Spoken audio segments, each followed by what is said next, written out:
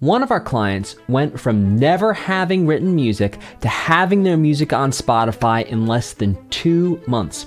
And in this video, I'm going to walk you through the actual music theory and composition tactics we use so you can apply those things to your music too. So one of our newer clients had never written music before. They did choir in high school, but that was about it. They dreamed of making their own music, specifically composing instrumental music to be used in video games. So let's start with the music theory. This client wanted to compose instrumental music, so we didn't need to look at songwriting or lyrics. The problem was that even though this client knew some music theory already, they didn't have a full grasp of the basics. Now, I know from hundreds of reviews of my books on Amazon, the research and testing I did for the books before I published, my personal experience going through the basics at least 5 times in my music journey, and also talking with clients, that taking the time to review the basics was going to help this client actually move faster in the long run. So here's what we did to fix this. The client completed our easy level 1 music theory course in their first 2 weeks. And this same course is available to you for free on this YouTube channel. Links are in the video description. And because I've made this course available to you at no cost, you can go there to understand the full breakdown of all the music theory specific things we talk about. But hang out, because I'm going to teach you something I've never shared before here on YouTube. We made sure they understood basic rhythms, notes, and rests. These are going to be whole notes, whole rests, half notes, half rests, quarter notes, quarter rests, and dotted half notes. We also made sure that they understood the full musical alphabet, how half steps and whole steps work, and then leveraged that into understanding scales. Now, we only had them understand 4 scales: C major, G major, A natural minor, and E natural minor. We did these ascending from low to high, descending from high to low, and ascending, descending, low to high, high back down to low. Now for keys, they only understood 4 keys: C major, G major, E minor, and A minor. For chords, they only understood the 6 major and minor chords that you can build from the C major and G major scales. Those are going to be the chords of C major, D minor, E minor, F major, G major, and A minor. And then from the key of G major, A minor, B minor, C major, D major, and E minor. We then had them look through 10 songs and understand which notes of the scale or scale degrees were used in the melody for those 10 songs. They also understood which chords were used and in which order. Now, the reason why you want to understand all these basic things first, in my opinion, is that understanding it makes composing and writing music feel a lot easier. It's like the ABCs of music. So yes, you can learn to read and write English without first learning your ABCs, because eventually, with pattern recognition, you would figure it out after a while. However, it is a lot easier to read and write English when you already know your ABCs, and it's the same thing for music. Now, because this client did a fantastic job of going through the course in a few days, they were ready for more information. So you want the ABCs, but you also want the strategies for how to use those ABCs. So the next step was that they needed to know how to use the theory they learned to create things that sound good in their opinion. Hey, come over here. Quick sidebar. To be clear, we could have focused on what most people like to hear, but I've found that in songwriting and music production and composition, if you write for everyone, you end up writing for no one. So anyway, I'll see you back in the main video. Okay, so our client's first 5 compositions after learning music theory didn't really make sense. And most importantly, they weren't happy with the result. It wasn't something they wanted to hear. It wasn't lighting them up on the inside. So to fix this, I had them watch 7 short videos of my Melody Machine course where they learned one simple idea, which I'm going to share with you now. This idea transformed their compositions and ultimately led them to being able to release their first composition less than 2 months after joining the program. The simple idea is rhythm motifs. Once you see this, you can no longer unsee it. You also can't unhear it, because every single songwriter, composer, music creator, producer since forever has used this. You just might not have spotted it before. So here we go. We think about rhythms in terms of letters.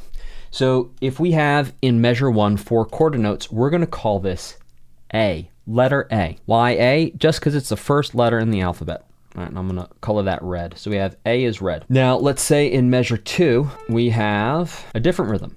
We have quarter rest half. All right, this is going to be our B. And I'm going to color this different so you can see it as well. All right, so we have A and B.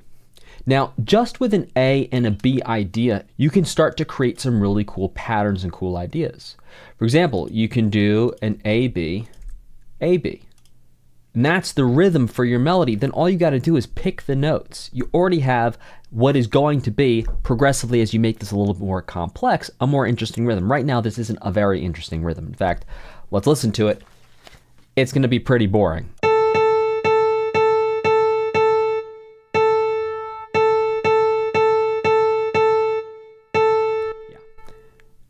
No one's winning a Grammy with that. However, this is the basic building block. And once you understand this principle, you can make your A as complex as you want. You can make your B as complex as you want. So we have A, B, A, B. We could also structure this differently. We could have A, B, B, A.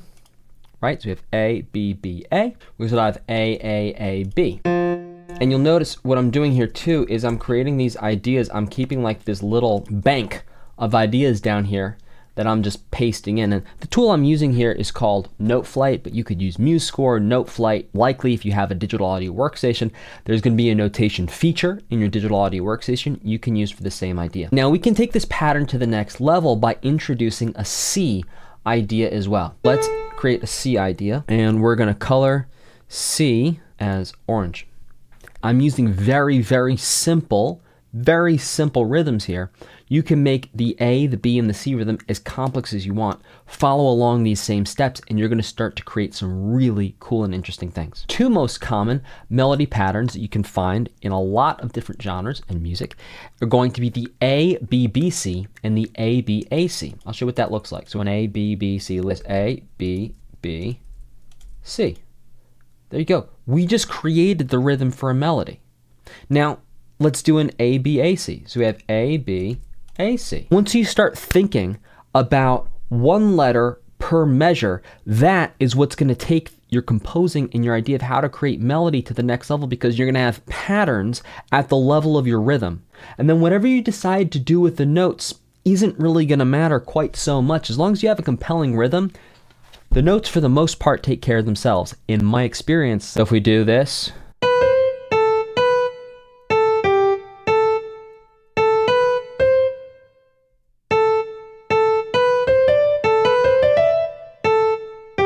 all right, so let's listen to what we have here. Very basic thing.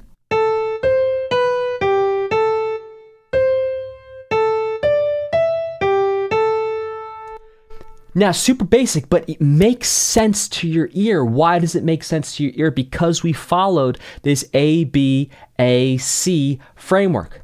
Let me show you a similar idea with an A, B, B, C. So let's get two B's in here instead of an A. So here's an A, B, B, C. We've only changed measure 3.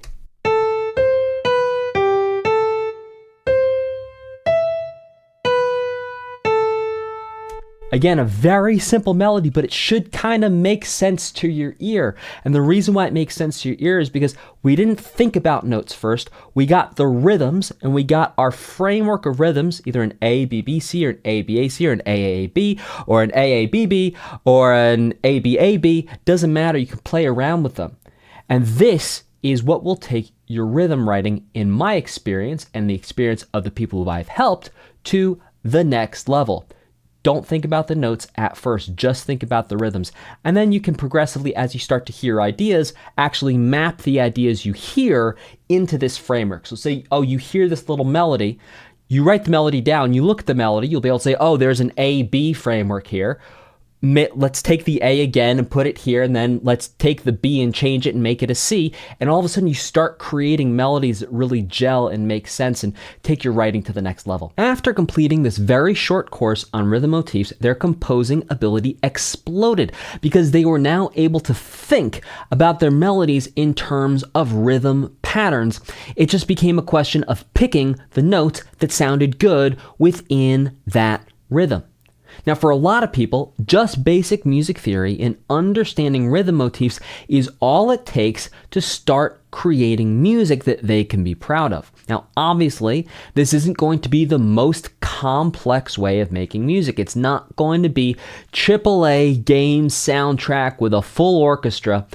Everyone needs to start somewhere. So as soon as our client had the rhythm motifs information, he did the best thing I believe anyone can do at this point. He wrote exactly 30 compositions, testing out what he had learned, and he did this over the course of 4 weeks. Most of these compositions were only 8 measures long and used only what he had learned so far in the basic music theory course and the rhythm motifs from the Melody Machine course. So don't miss this. He used what he learned and created a high volume 30 test compositions. Composition number 31 was the one. As soon as I heard it, I told him this is the one to release. This one is, to use a word I don't like to use a lot, it's good. The result was a piano piece that was so good that this client's parents liked it, I liked it, and I even played it for my fiance. She liked it too.